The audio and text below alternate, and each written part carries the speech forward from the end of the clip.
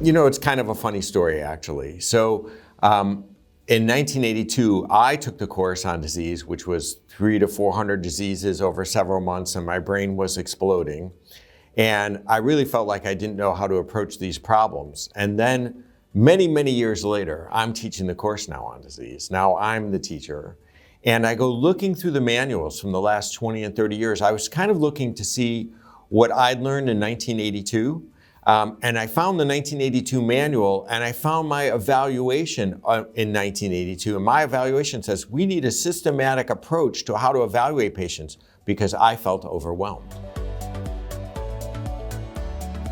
Fast forward to 2002, I've now been the clerkship director for more years than I can count, and the clinical pathophysiology director for more years than I can count. And I realized we still need a book that evaluates, that teaches students how to systematically diagnose patients. Not one that just focuses again on disease after disease after disease, but one that really teaches them how to approach problems. What do you do when someone's passed out? What do you do when someone has chest pain? What do you do when they're short of breath?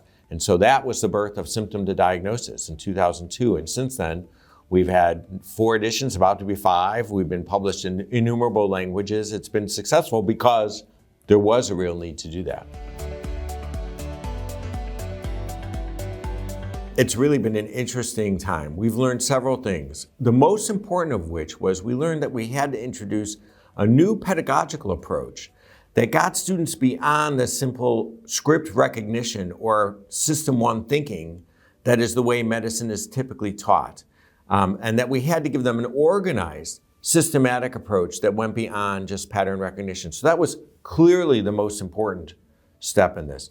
The next most important lesson that we learned was actually we could create algorithms for these different symptoms so that students could approach it analytically, but they also needed to be simple enough that someone could understand it. You know, it's one thing to program a computer. It's another thing to put something into someone's mind that they can take away and remember later. And so if you'd have seen actually the first algorithms when we first did this, oh my God, they were so complicated. I should hang them up as art because they just look crazy. But now we have them really honed and much better. And I suppose the last lesson we learned was they often say that most diagnostic errors are when people miss common diseases, not rare diseases. And that's kind of surprising. Why would people miss common diseases? And the reason that's the case is because common diseases present atypically all the time. And we're not teaching students that they present atypically all the time.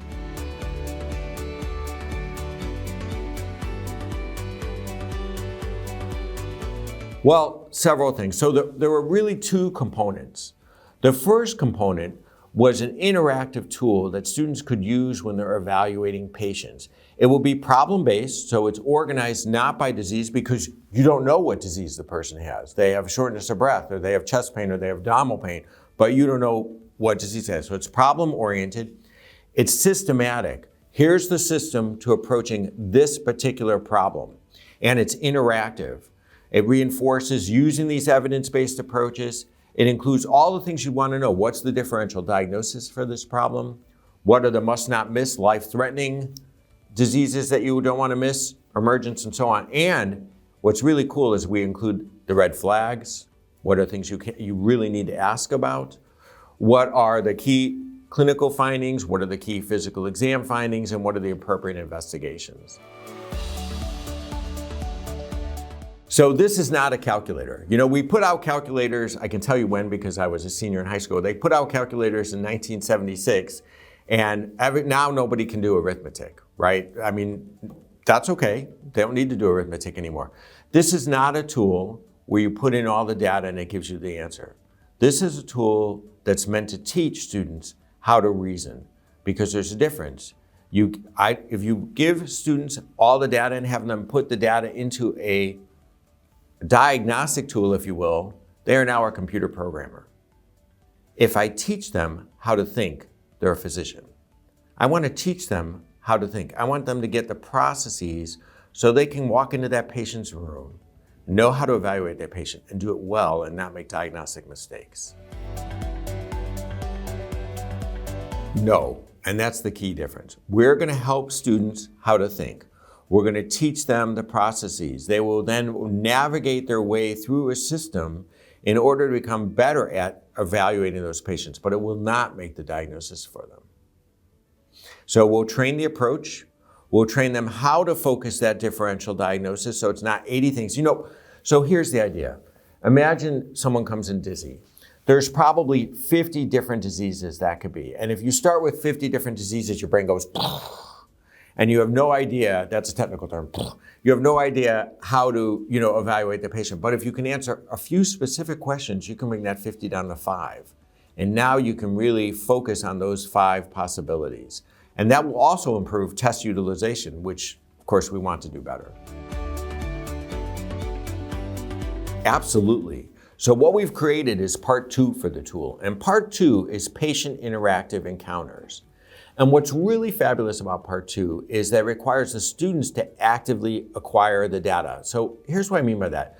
The students have to actually take the history from the interactive encounter. They have to do the physical exam and get those results. They then have to enter the differential diagnosis and order their labs. And that's what real life is like. You actually have to take a history, you have to do a physical exam. I would argue that any case platforms that give you that history, that give you that physical exam, have already taken away half the value, because that's part of what you have to learn.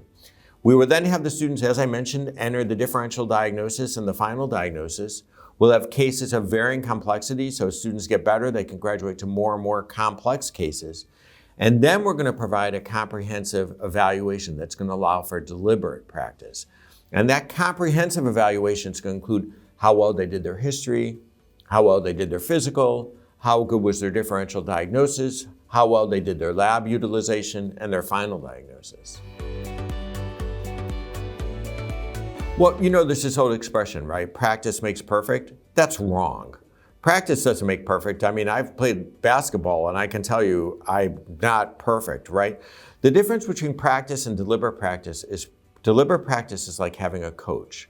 Every time you do something, you get feedback from an expert who helps you to get better at it. So students can do lots and lots of cases, but without really excellent feedback on what they're doing right and what they're doing wrong, they don't necessarily progress to get better. They might just get better at doing the wrong thing, right? So we have to teach them, and the feedback that we're providing in this tool will allow exactly that.